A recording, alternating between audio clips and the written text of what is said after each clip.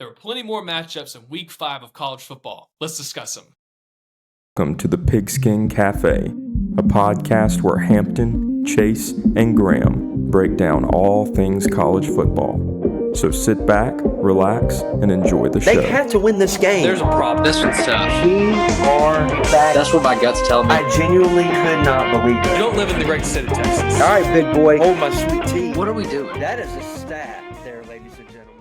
Hampton, glad that you're joining me today. We've got plenty of other matchups. We talked about Georgia versus Alabama, where Alabama wins at home in a spectacular fashion. But there were several other games that we got to watch throughout the day leading up to that game that night at about 6:30. So we had College Game Day in Tuscaloosa, a spread of really good games that we need to talk about. Mm-hmm. And then, like I said, we've already covered the Alabama and Georgia Georgia game. If you haven't seen that podcast or that video, go back and watch it. It was amazing. It was an hour worth of just golden content of a game that probably could have taken up 3 to 4 hours, and we would have just got done talking about the first half. So go check that out if you hadn't already got a chance to. Before I dive right into this, if you haven't subscribed to the channel, that's just an easy way to tell us that, hey, you're following along with us. You appreciate what we're doing.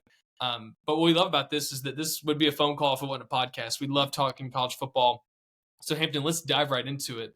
Week 5 brought us some. I don't know if they were all first. It was a heavy SEC first game like matchup for a lot of these teams. Mm-hmm. And so the first one that came on was Auburn versus Oklahoma.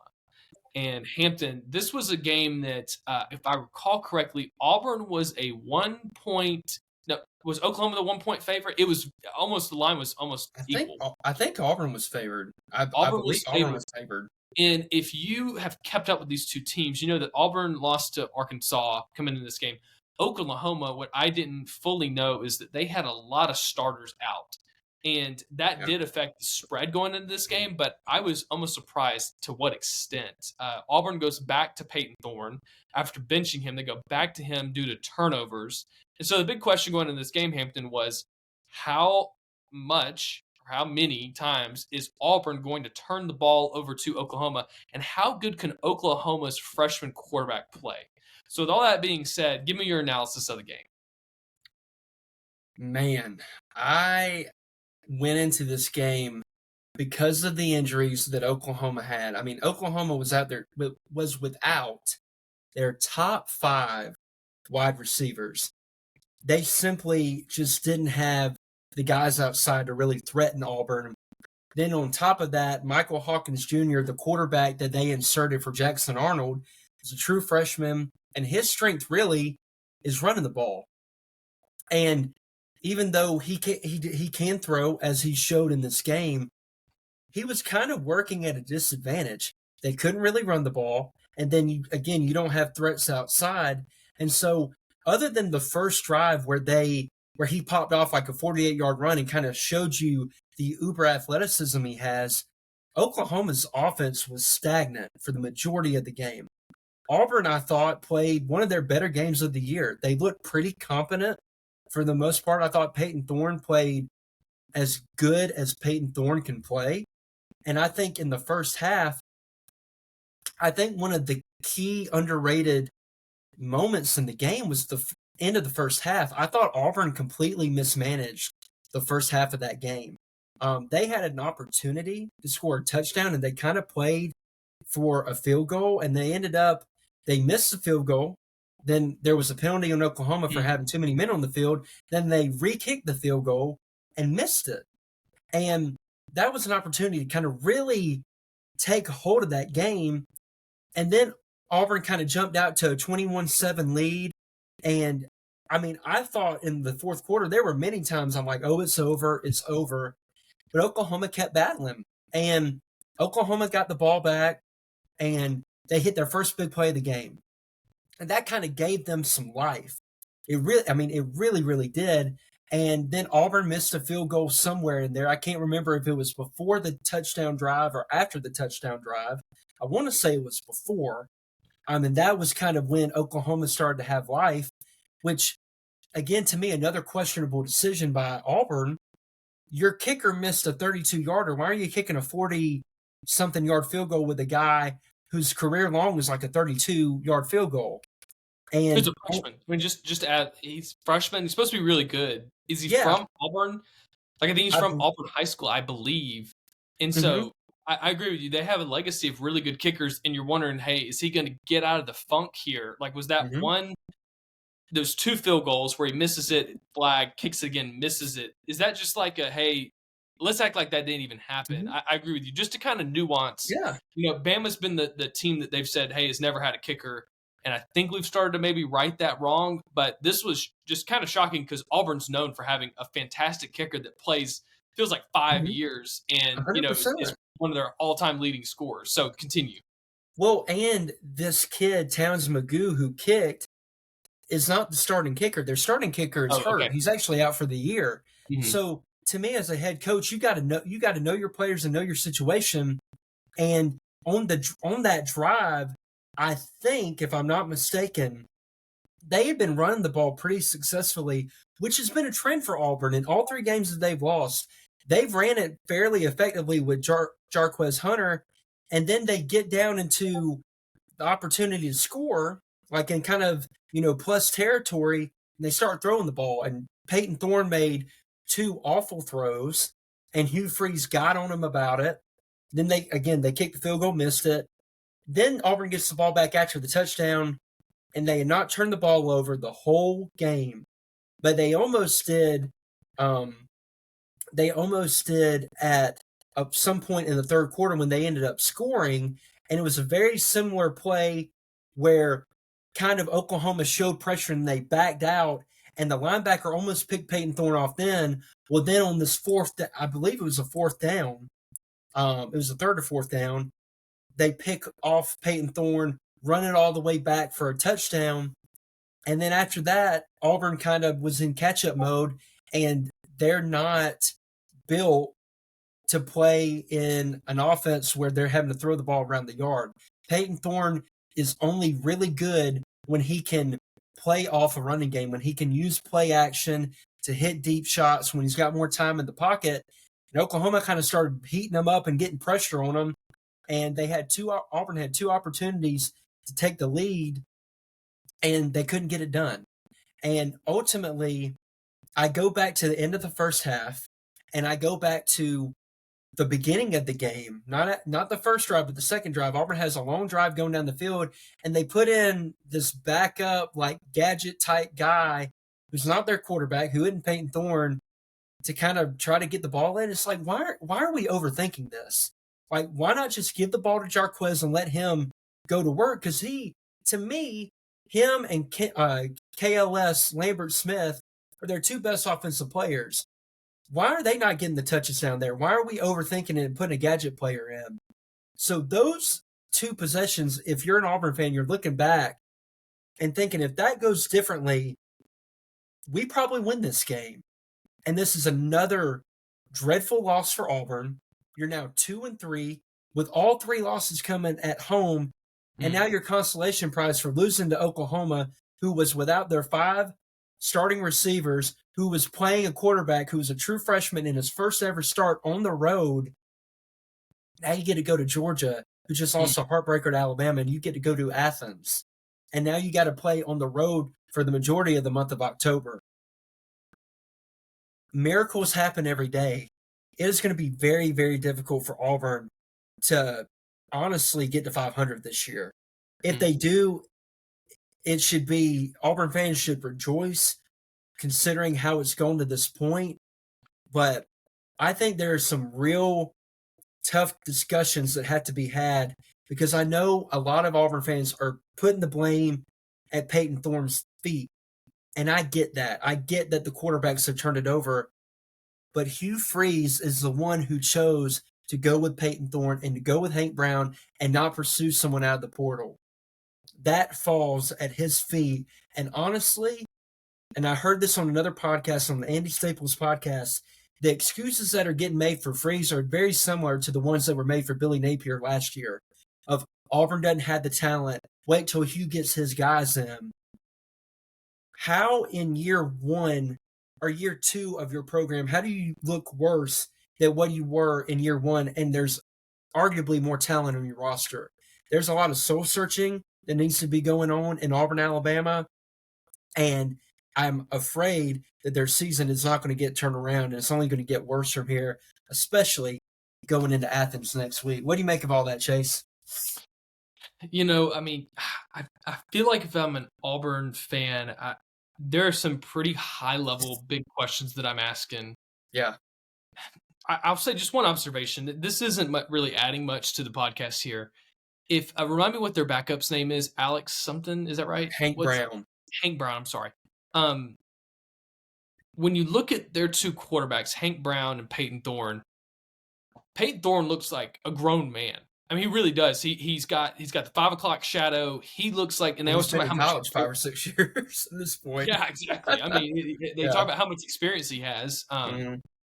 But then it's like, I don't know. Then I look at Hank Brown. He looks like this very young guy, and I know that he hadn't played quality ball either.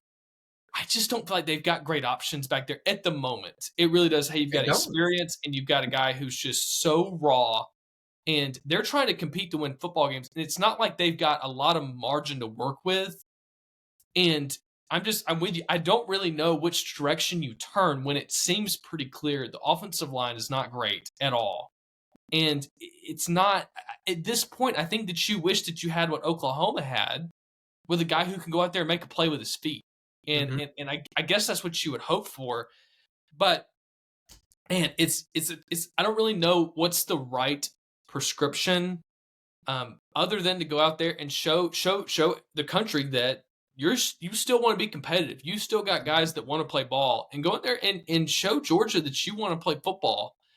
But I can see it also getting out of hand of, are they going to come wanting to play? So Hampton, maybe close the loop on that. And I've got a question from a fan that I want to ask you.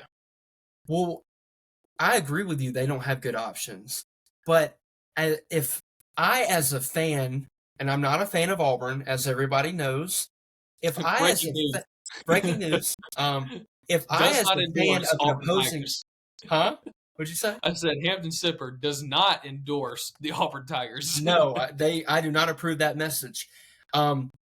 If I, as a fan of an opposing team, know that your quarterback options are not good, how does your coaching staff not know that? Because Hank Brown is a 3-star recruit. No disrespect to him, but he doesn't have elite upside. And so I think he can be at most like a game manager type quarterback for you. But right now he's a young guy who is going to have to go through his lumps and go through his, get those SEC scars before he's even like a playable player. And then Payton Thorne is in his 5th year, and I don't know why you expect him to be something that he hasn't been in his career. This is who he is. He is a turnover machine, and when the game gets tight, he does not rise to the moment. And again, that falls at the feet of Hugh Freeze. And why, in situations like that, he continues to put the game in his hands instead of running the football is beyond me. To me, that's bad coaching. And I think as a whole, Auburn across the board could really improve the way that they coach their football team, because not only is it turnovers, they're in key moments, they seem to unravel late. And my last note on this before we get to our question, I just want to give a shout out to Michael Hawkins Jr. from Oklahoma. It wasn't always pretty, but that kid battled. That kid competed, and you could tell that team rallied around him. He galvanized that team, especially on that 2-point conversion where he jumps in the end zone, does a flip. He did a similar thing against Tennessee. That wins over that locker room, and I think that kid, as he continues to gain experience, is going to be a problem in the SEC, even though I think kind of similar to Jalen Miller. I'm not comparing the two players. I think he's only going to get better as a passer as he continues to play more and more games. Love it. Hampton, who do you start if you're the Auburn Tigers going into Athens, Georgia next week? Payton Thorne. Quarterback. Payton Thorne. I don't think it's a good option, but I think he is a better option than Hank Brown at this point. I think they have made their bed. They got to lay in it for the rest of this year. And then go get a quarterback in the portal in the offseason. Yeah, and we can keep talking about that, but I think you're right. I think to maybe go back to him and then go away from it. It's just you're causing chaos in the locker room. And Saban even said it. He's like, everybody knows, the whole locker room knows who should play quarterback. You know, as a coach, you got to figure out how you want to manage that. So Exactly. This question comes in from a young fan that's been a fan of me for a very long time, and I got to just say thank you for that. My name is Andy. I've got the privilege of meeting him several times, but again, has just ridden my coattails for long enough, and so I'm grateful to finally able to get this question in. So, a young Andy Nee from Eufaula, Alabama, now living in the Atlanta Metroplex, has this question for us, Hampton. Okay. Is Hugh going to have a better program than what Gus Malzahn had when he was at Auburn? It's a pretty good question. I'm trying to think of how I want to tackle that. So, Hampton, I will let you jump in first. Do you think Hugh is going to reach the heights that Gus Malzahn reached? Personally, I do not. And the reason is I think Gus Malzahn, as a head coach, has a better track record than Hugh Freeze. Because look what let's keep it in context like this. Please. When Gus got to Auburn, they were coming off a 3-9 season. They were terrible. Yeah. He gets their first year, they're in the national championship game. And again, I get that they had some minor miracles along the way that are very well documented, but he still developed that team. And Nick Marshall was one of the more dynamic players in the country, and he was a converted DB. Okay. Then 2014, they went, they kind of regressed a little bit, but a lot of that had to do with injuries, especially out wide. But over Gus's tenure, yes, he would have the occasional stinker where they would lose to a team that they weren't supposed to lose to.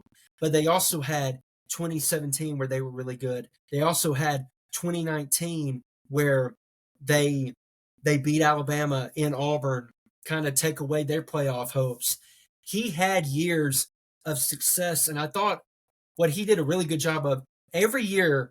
By the end of the year, Gus's teams were pretty tough to play because they kept getting better as the season went along, and nobody probably head-to-head had more success against Nick Saban than Gus Malzahn. Now, was Gus the level of recruiter Hugh is? No, I would 100% agree that Hugh is a better recruiter than Gus. But I'm telling you, the product on the field at Auburn right now is going to hurt their recruiting. If you keep losing games, you're not going to be able to hold on to all these guys that are currently on your own 3 dashboard. It's just not going to happen because other teams are going to be getting in their ear. And if you're an offensive player, if you're a receiver and look at Cam Coleman right now. Like, Cam Coleman has kind of disappointed, in my opinion, to this point. And a lot of that isn't his fault. He doesn't have a guy that can get him the ball consistently, even though he has dropped a few passes. And I think Hugh, if you look at his track record, yeah, he recruited really well at Ole Miss, but he really had those 2 good years in 14 and 15. And then after that, it really, really went downhill, even though he had a lot of talent on that roster. So I think if you compare the two, Gus is a better coach overall. And I know that's a bold take, but I think to me, Gus got a raw deal at Auburn. They got rid of him, and then they downgraded their head coach by getting Brian Harsin. And now with Hugh, you hired a guy off of something that he did 10 years ago, honestly, when he beat Alabama in 14 and 15. So if things keep progressing, no, I do not think that Hugh Freeze is going to have a better program than what Gus had. That's just my humble opinion, because I just don't see how what is happening on the field is not going to affect recruiting, which is really what he's selling Auburn fans on right now. I think it's a great summary. I don't really know if I could attack it at a different angle and make a decent argument for it. Mm-hmm. I will maybe, man, if you want to make a case for Hugh, like, hey, well, how could he have a better program than Gus? I mean, yes, you maybe an edge towards the recruiting, and I would say that maybe from top to bottom, I mean, they come in with, hey, this is our 5-year plan with the new current college football setup where he hires an amazing general manager that's able to Yeah. manage these recruits, and they are almost able to completely wipe their who's in their program right now and replenish it with transfer portal guys. Yes. I wonder if there is a, hey, we've got to drain, and we thought that we could keep some of these guys because we didn't want to lose them and then have to put somebody, and we've realized now we've got some good recruits, but the guys who are already here that we have to kind of split ways Mhm. with. So that would be the way that I would see, hey, does that mean that then they put everything together and win a national championship? I think that's the way that it has to go. Yeah. But right now it's not heading that direction. And so it'll be interesting to see how they respond to adversity the rest of the season. All right, Hampton, let's move into the Ole Miss versus Kentucky game. Hampton, I don't know if you were watching all of game day, but they call in Lane Kiffin, Yeah. who in my mind, and I know that you wanted the guy for the other team to be Alabama's next head coach in Stoops. I know that that's who you were rooting for in Fort Norvell down in Florida State down in Tallahassee. He So was on my big board. yeah, he was on your big board. I just thought it was looking back, it makes sense a little bit of just how they came into this game. Of man, I kept saying this was Ole Miss's year, and I guess it still can be. Who can? It still can be, but man, when they called in Lane Kiffin and they're chatting away, and as they're getting more and more into it, it gets a little bit more and more playful, which I enjoy. He should be a stoic and never enjoy life. I'm That's not not saying him. that, but it seemed as if, yeah, y'all got a big game over there. Watch what we're about to do, which Mhm. we kind of know how that tone. Same when he went into Alabama with that kind of tone of grab your popcorn is Popcorn. almost what it felt like. Yeah. And I'm dead serious. As I'm thinking about that, that's exactly what it felt like. Was just this watch. Go grab your popcorn. Mm-hmm. Oh shoot. So Hampton, just give me your quick thoughts on this Ole Miss Kentucky game. Kentucky coming into this game, people were thinking, "Oh man, Georgia's not as good as they should be." Kentucky takes them down to the wire. Well, how good is Kentucky? Well, we always know how good Kentucky is each year. They're just Kentucky, and they come in and they beat Ole Miss in their stadium, and just to see the shock on these people's faces I know. was something to behold. So walk me through just what high-level thoughts of Ole Miss versus Kentucky. Man, I was so shocked by this result. And I want to give credit to Mark Stoops and his coaching staff. I thought they had a really good game plan of being very physical and kind of almost playing keep away from Ole Miss and not letting them be on the field that much, not letting them have that many plays on offense. And I want to give him credit for learning from his mistake. Because when they played Georgia, he had an opportunity to go for it on fourth down, and we came on this show and said that was a cowardly move to not go for it on fourth down. Well, this time, 4th and 7 on his own 30, and they go for it. And Brock Vandegrift throws an absolute bomb, absolute dime to Berry and Brown. They get down into Ole Miss territory, and then they punch it in, and then Ole Miss gets into field goal range. Christian Story, former Alabama transfer, makes a terrible play on the ball, and Ole Miss gets in field goal range, and Hooker Magoo, he misses. And Kentucky comes out with the win. It's a big win for their program, probably the defining win of the Mark Stoops era. But I want to give all credit to them. And now if you look back, like if that Georgia game goes differently, we're looking at Kentucky drastically different than we are now.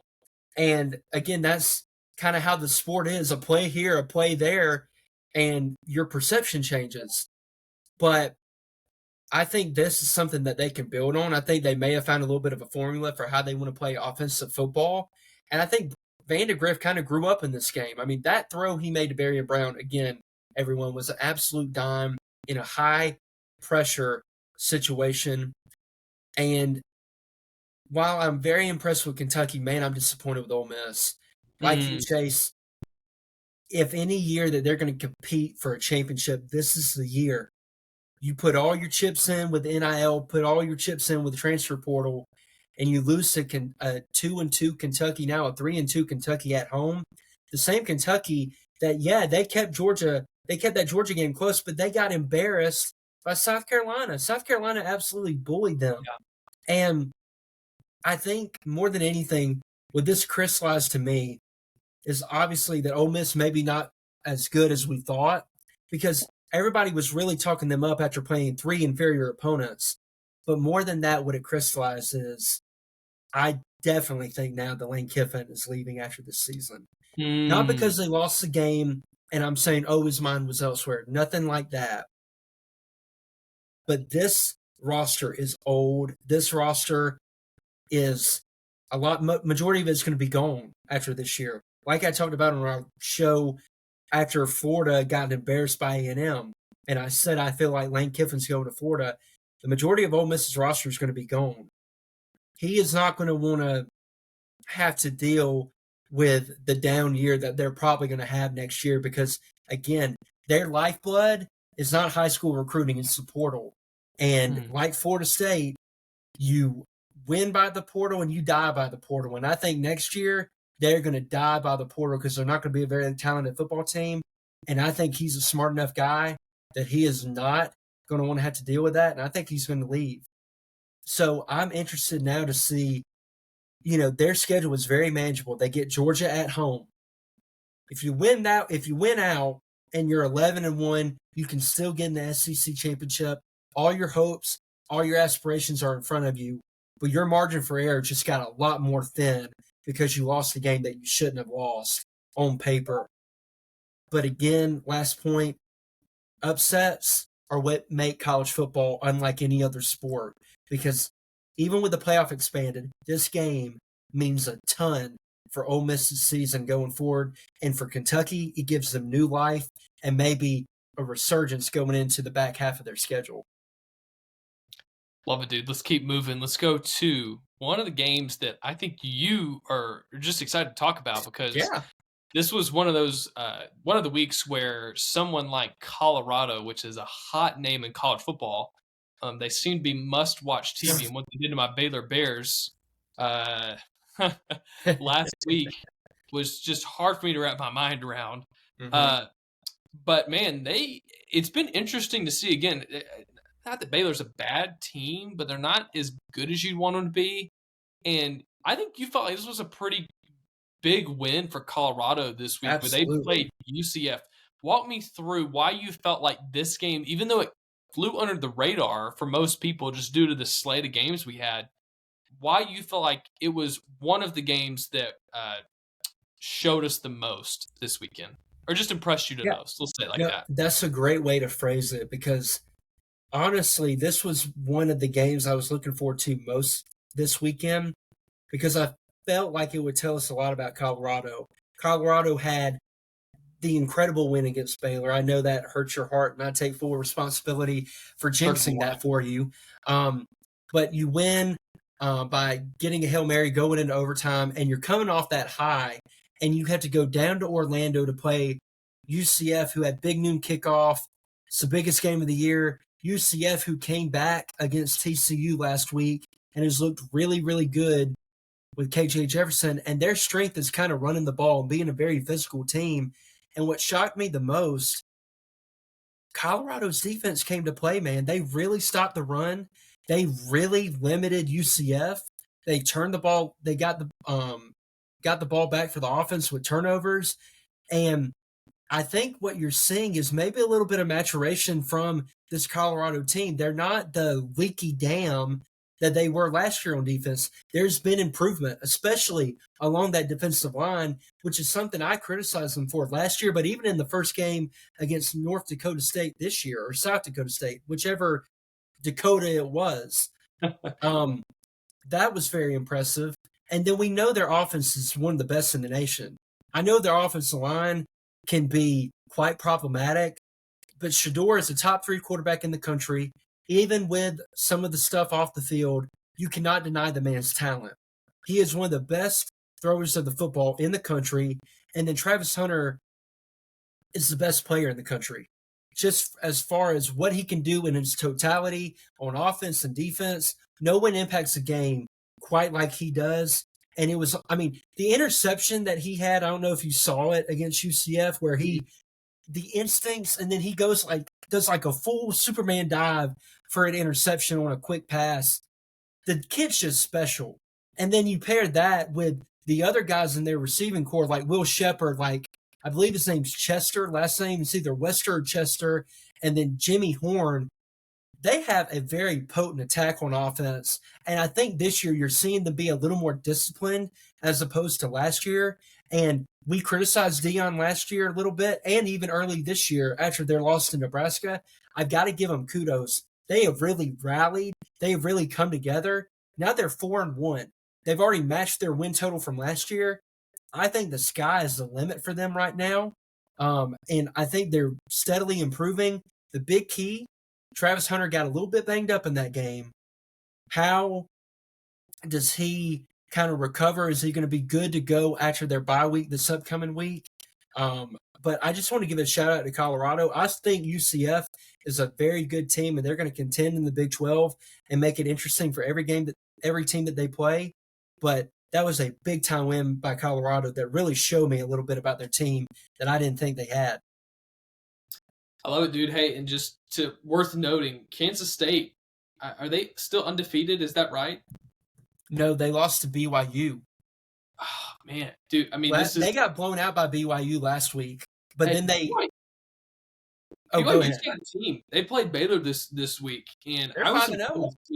For Baylor. It's like they came out and played exactly how you're not supposed to respond to a bad loss away. Yeah, and they had a chance at the very end. Again, they bring it back, but it's just like, wow, guys. I mean, why did we have to let the first quarter happen? But I was just going to point out that it doesn't seem like Oklahoma State is quite the team we expected them to be. They're not able to quite run the ball. Not very impressive. And so they lost to Kansas State this week. All that to say, I think Utah lost to Arizona. There's a lot of, and this is what the Big 12 does, is there's a lot of teams hitting at each other. All that to say that, hey, Colorado, if you can keep your head above water, there's going to be a lot of teams right there in the middle of that pack. And if you can just be that top echelon, again, you're going to have to play some really tight games, but let's see Dion and them, they kind of have moved the target off themselves now that it's not the beginning of the season. Yeah. So I'm excited to see what they do this year. Hampton, give us our last word, and I'll get us out of here. Absolutely. Great point. The Big 12 has been really, really captivating this year with all the teams you mentioned, with Arizona kind of rebounding from a loss. I watched some of that game. Noah Fafita was on absolute fire. He was in fuego last night. Really, really impressive from him. Utah was playing a backup quarterback. Cam Rising did not play. So they're a totally different team when he's not under center. Iowa State is 5-0 right now. They've looked really, really good to start the year. So tracking their progress, tracking the Big 12 as we head into we're almost at the midpoint of the year, kind of seeing how that all plays and shakes out is going to be very, very fun. And I'm with you. I think Colorado, because to me, they got the best offense in the Big 12. They've got a chance to do something really, really special with the quarterback that they have and the weapons around them. Before we get out of here, we're going to introduce a little new segment that's going to be rapid fire. It's called Boo's Best Bets. This is looking to week 6 of the college football season. Here are the locks of the week. Florida, -1. ULM, +15. And his dogs of the week, Michigan money line, Missouri money line, and my only note on this, gamble responsibly. And Chase, talking to you, Tui. Chase, Carson, you hear this right now, right? Oh, man. Well, dude, another great podcast. Hampton, thanks for introducing that new segment. It's always fun, again, when people that listen to the pod want to contribute. Again, we love fielding questions. We hope we can get to as many as we can, but have enjoyed even the discussion in the comment section. So, again, if you've listened to this and you enjoy what's going on here, I like to say, and I think I've said at the beginning of this would have been a phone call if it wasn't a podcast. So we just love talking college football. whether it's about Alabama all the way down to the best matchups of the week. So thank you for tuning into this week's podcast, this second one. Again, we appreciate it, whether you're in the car, you're getting ready for work, in the shower. We're glad that we make it into your schedule. So Hampton, I'm going to close this out by saying that the Pigskin Cafe is going to be closed for now, but until next time, chew on that. We'll see y'all next week.